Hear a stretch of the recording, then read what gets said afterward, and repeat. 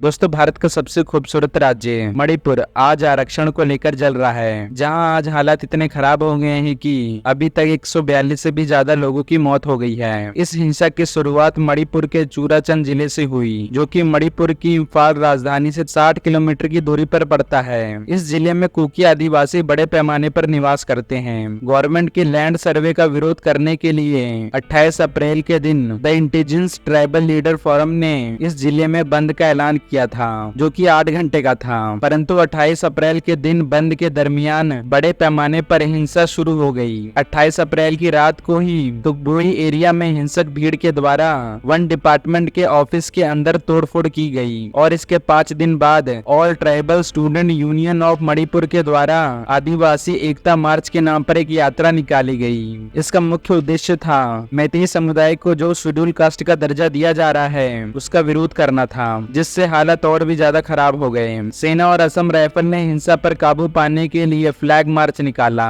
लेकिन हिंसा थमी नहीं। इस दौरान कर्फ्यू लागू हुआ, इंटरनेट सस्पेंड किया गया, लेकिन ना तो विरोध कम हुआ और ना ही हिंसा थमी। जब कोर्ट ने कहा मैतेई को एसटी का दर्जा दिया जा सकता है, तभी घाटी में रहने वाले मैतेई समुदाय और राज्य की पहाड़ी जनजाति के बीच संघर्ष तेजी से बढ़ गया। दोस्तों, मैतेई, नागा और कुकी के बीच जातीय संघर्ष बेहद पुराना है। दूसरे विश्व युद्ध के समय जापानी सैनिकों ने लगातार 2 साल तक नॉर्थ ईस्ट में बमबारी की थी। 60 के दशक में मैतेई समुदाय ने यहाँ एक बड़ा विद्रोह किया था और दावा किया था कि 1939 में मणिपुर को भारत में धोखे से शामिल किया गया था। अंग्रेजों के शासन में मणिपुर एक रियासत हुआ करती थी। 1947 में मणिपुर के महाराजा को कार्यकारी प्रमुख बनाते हुए यहाँ एक लोकतांत्रिक सरकार का गठन किया गया। यहाँ मुख्य रूप से 3 समुदाय रहते हैं, पहले मैतेई, दूसरा नागा और तीसरी कुकी। इसमें नागा और कुकी आदिवासी समुदाय के हैं, जबकि मैतेई गैर आदिवासी हैं। कुकी जनजाति आजादी के बाद से ही मैतेई समुदाय को आरक्षण देने का विरोध करती आ रही है। कुकी का कहना है कि अगर मैतेई जनजाति को आरक्षण का दर्जा मिलता है तो वे सरकारी नौकरी से वंचित हो जाएंगे,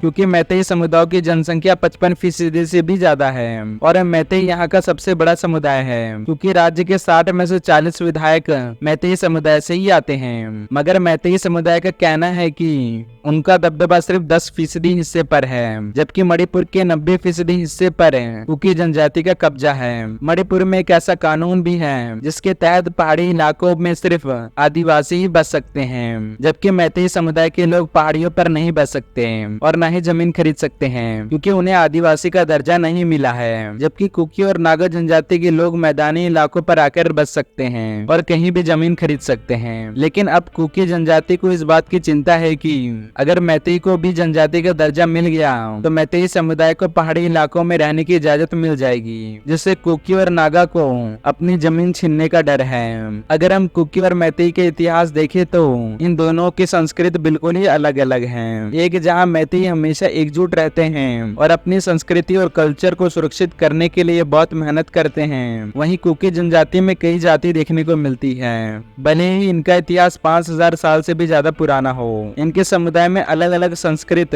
जाति के हिसाब से बटी हुई है और इनकी भाषा भी अलग अलग है, जैसे कुकी नागा, कुकी मुसलमान, हिंदू, ईसाई समुदाय के लोग कुकी और नागा जनजाति में देखने को मिलते हैं। अगर हम ड्रग्स और अफीम की बात करें तो मणिपुर में अफीम की खेती अवैध रूप से बहुत होती है। मणिपुर में लगभग 15,500 एकड़ की जमीन पर अफीम की खेती होती है। इसमें से 13,000 एकड़ से भी ज्यादा की जमीन पर कुकी समुदाय के लोग अफीम की खेती करते हैं और बाकी की जमीन पर नागा जनजाति के लोग खेती करते हैं, जिससे उनको बहुत ज्यादा फायदा होता है। मगर मैतेई को कुछ नहीं मिलता, इसलिए भी मैतेई समुदाय के लोग आरक्षण की मांग कर रहे हैं और ये भी एक बड़ी वजह हो सकती है। सरकार ने 2017 में इसके खिलाफ क्रैकडाउन शुरू किया था, जो कि 2023 तक चला था, जिसमें ड्रग्स और अफीम से जुड़े लोगों को गिरफ्तार किया गया था, जिसमें से 875 लोग कुकी जनजाति के थे और 380 से भी ज्यादा लोग मैतेई समुदाय के थे और 1000 से भी ज्यादा लोग कुकी मुसलमान जाति के थे।